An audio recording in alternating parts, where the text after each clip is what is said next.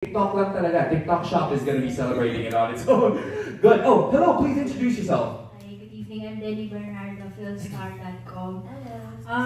Why do you have to, besides the revenue and the benefits that you've talked about, how's your sales in TikTok Shop as compared to your other revenues like pag-artista or something?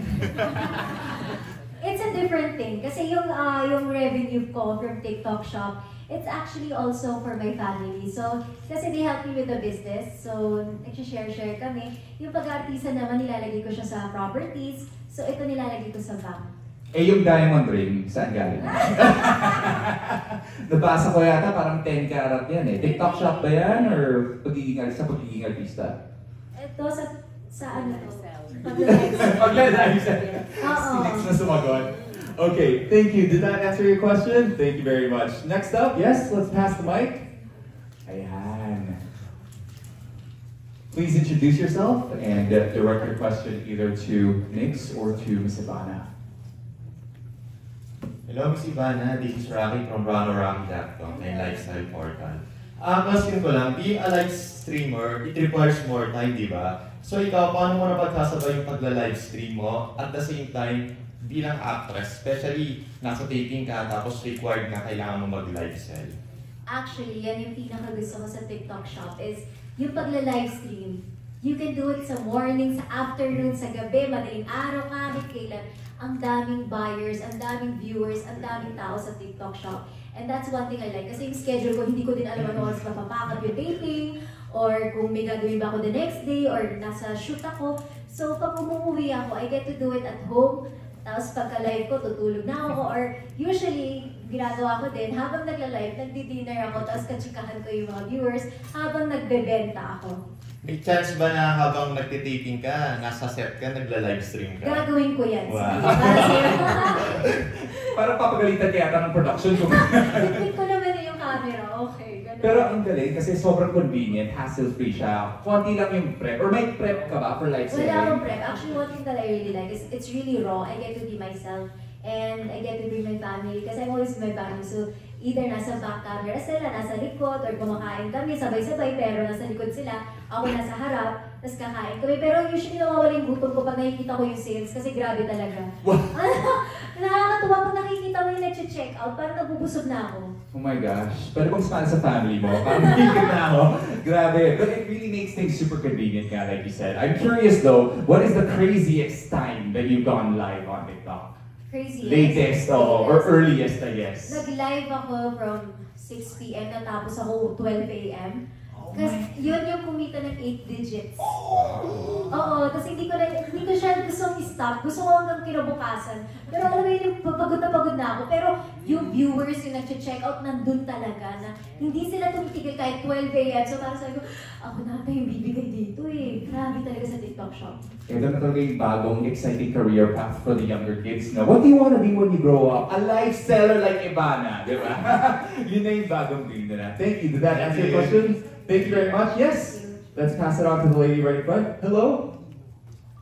Hello, Ivana. I'm Charlie Barreda from BuzzFeed Media. Ivana, could you please give some tips to some online users who want to follow in your footsteps, and especially those who are maybe struggling also when it comes to exposing their brands online? What did you tell them? Ako, when you release a product, you should be original, or you should really believe in it. Tapos, kailangan user ka talaga ng product mo. And again, even small business owners, they're doing really well on TikTok Shop. Kasi lalabas ka sa mga FYP randomly. So it's not just selected for big sellers or brands or yung mga celebrities. It's really for everyone. So yun, be yourself and really love your products, and I think the rest will follow. Meron ka rin bang TikTok Shop kaya kung humingi ng advice? Hindi naman. Just for the other sellers. But in the future, di ba? Maybe. That's a very good tip though. But Ivana, I'm also curious, what do you think? Di ba? What do you think makes people watch and buy your product? What makes you stand out? I really don't know. Wala talaga. Effortless beauty. Hindi naman. Minsan nga nakapambahay lang ako, tapos nakatali lang, walang makeup, hindi na ako nagme-makeup at TikTok shop pag nagla-livestream ako doon. I'm just really myself and I bring my family. Minsan nagkukwentuhan kami, And minsan kakwentuhan ko din yung mga viewers, may vlog or may ginawa ko, uy guys, alam niyo ba, ganito, ganyan, ganyan. Tapos kakwentuhan ko na maliit, tapos biglang, oh ito na, check out nila to, yung sunscreen ko, ganon. And like you said, at the end of the day, if you believe in your products, talaga, I think that's the key ingredient to it. Thank you very much again for your question. Any other ones? Just yes, hello. Hi, good evening. I'm Armin Adina from The Inquirer. May I know, meron bang behavior ng mga TikTok buyers or mga lurkers sa TikTok shop that you do not approve of or sana baguhin ng mga gumagamit ng TikTok? Actually, wala. Kasi very tutok talaga yung TikTok team. And even wala akong masabi. Kasi everything from buying, even when we ship out, lahat, grabe yung support ng TikTok team. And wala talagang problema. Ako personally, wala. Siguro ano lang, wala talaga eh. Non-stop lang engaged talaga. And I think the TikTok shop team, they're really monitoring it all the time. Sobra no? sila mag-monitor, Oo. which is really nice for us also. It really is. Minsan nga sila pa yung bumibili, sila yung nabubudol. Diba? Para makikita mo lang, taga TikTok shop to, grabe yung support nila. Kasi pati yung sahod nila, binibigay nila sa'yo. Joke lang, guys. Any other questions? Yes, hi. Hi, Ivana. Dino Krishnan from PD Petrol. I'd like to ask, kasi sobrang busy mo na. Like, you have like a lot of projects right now, and paano mo binabalance becoming an entrepreneur and also as an artist? How do you balance everything? Actually, of course, I do my tapings, MWF yun eh.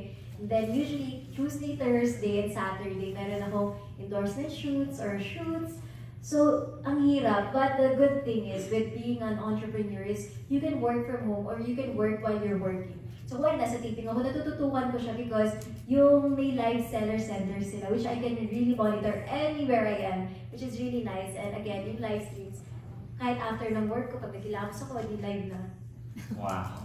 And you're so blessed to have a great team behind you, which is your family. Diba? A lot of successful business people always say, it really is. It takes a team, it takes a village, people that you trust that can help you out with that. So I think you've established that really well, and you share your blessings with them too, which I think is absolutely beautiful, and kind of goes along the sentiment of TikTok Shop, right? To be able to help everybody, especially those that have nowhere to start. Imagine in Mo. Yes, exactly. And we're all about supporting local now and growing it to this level, and it looks like it's gonna grow even further. Grabe talaga. Let's give TikTok Shop another big round of applause. I think that's truly impressive. All right, I think we have time for a few more questions. Yes, sir.